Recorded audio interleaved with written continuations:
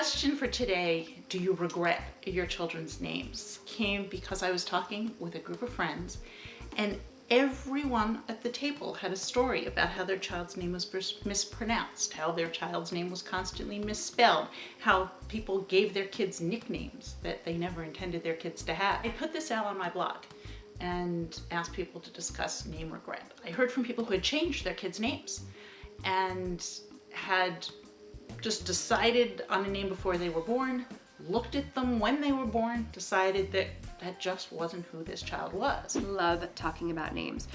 Do I regret my children's names? No. People are always asking me where the names came from. Always, always. If I introduce somebody to Fable especially, they're like, Fable? Wait, Mabel? No, it's Fable. Sable?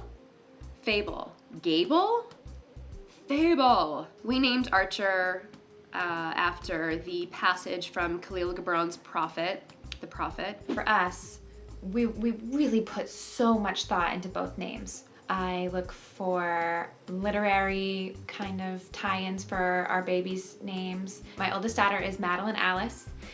So we have the book Madeline, and we have Alice from Alice in Wonderland. In addition, she is also named after my grandmother, Mary Alice, so same initials, same middle name. And then my second daughter is Anabelle Violet. I never liked my name, never felt like Elisa. I never knew what Elisa was supposed to be.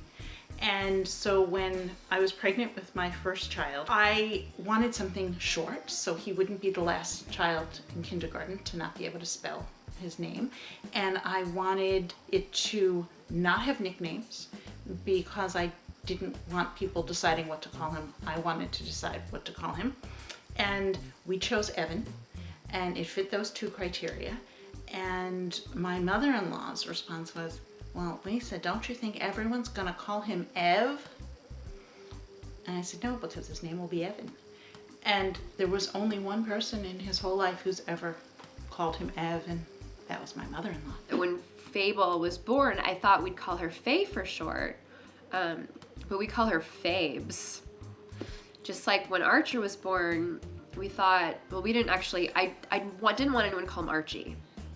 I really didn't want him to go by Archie. Nobody called him Archie. Although his friends at school call him Archie, which is tripping me out. We call him Arch for short. The effort we pour into our children's names I found fascinating. That you are somehow launching them onto one life or another, depending on what you name them. I also grew up with kids that had some very bizarro names, and I swear I would never do that to my children. I mean, my poor uncle is William McWilliams.